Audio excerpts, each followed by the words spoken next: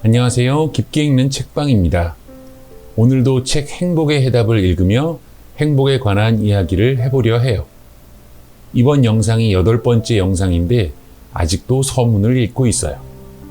책은 많이 읽는 것보다 그리고 순간 깨닫고 잊어버리는 것보다는 잠시 책을 덮고 멈춰 생각하며 그것을 내 삶에 적용할 때 진정으로 책 읽는 의미가 있기에 이 채널을 만들게 되었습니다.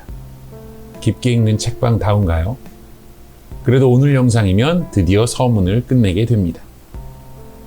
서문 끝에 있는 이야기를 읽어볼게요. 아메리카 원주민 전설에 이런 이야기가 나온다. 노쇠한 인디언이 손자에게 인생에 대해 알려주고 있었다.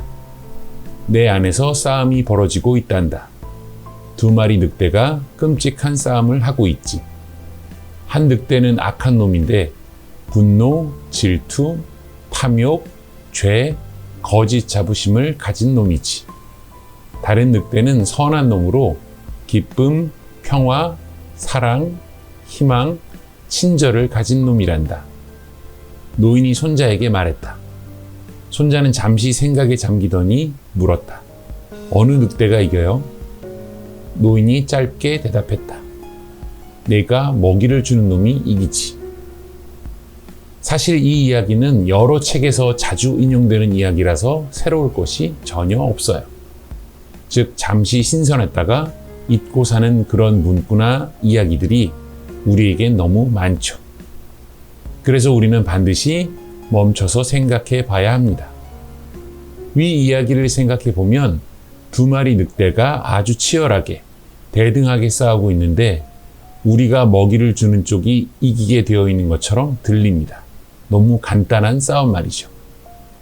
하지만 뇌과학자들의 연구 결과를 살펴보면 전혀 그렇지 않습니다. 대등한 힘을 가진 늑대 2마리가 싸우는 전투가 아니라 악한 늑대가 월등히 강력한 힘을 가지고 있어 선한 늑대는 늘 일방적으로 당하는 꼴입니다.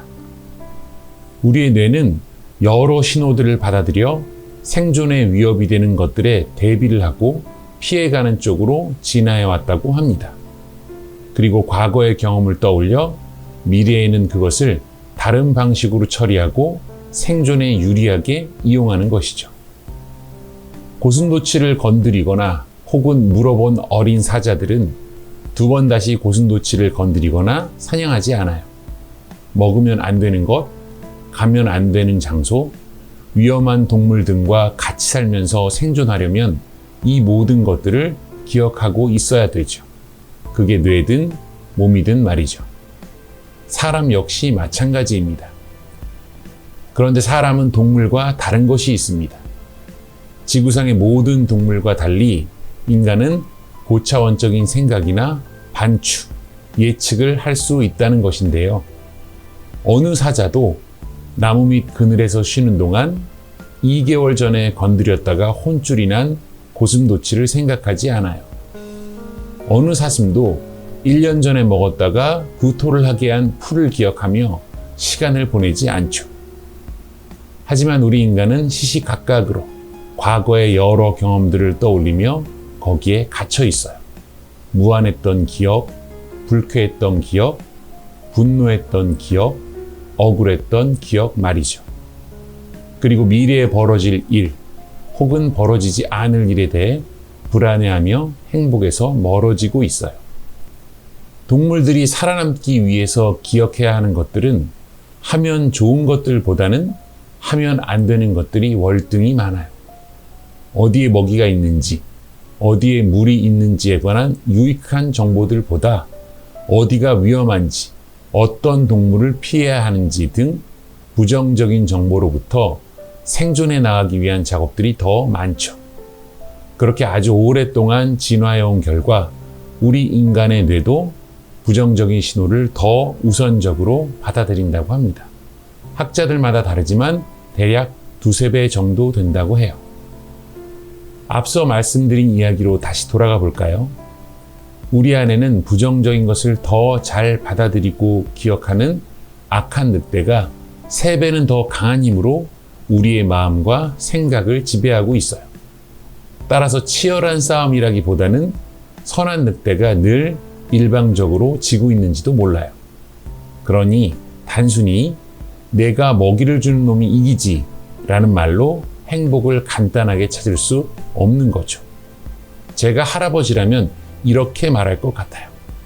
악한 늑대의 힘이 3배는 더 강하기 때문에 의식적으로 선한 늑대의 힘을 길러 맞서 싸워야만 행복해질 수 있단다. 그러니 늘 선한 생각을 해야 한다.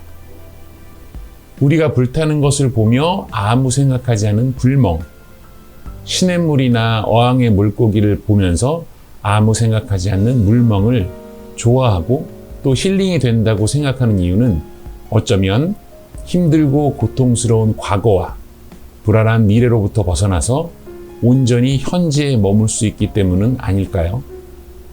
여러분, 하루 동안 내가 어떤 생각들을 하고 살아가는지 한번 체크해 보실까요? 방법은 이렇습니다. 어떤 생각이 들면 첫 번째로 그것이 과거에 대한 생각인지 미래에 대한 생각인지를 체크하는 거예요. 두 번째로는 그 생각이 긍정적인 것인지 부정적인 것인지 체크를 하는 거죠. 한번 진지하게 하루 동안 해보신다면 대부분은 과거와 미래에 대한 생각이며 대부분 부정적일 거예요.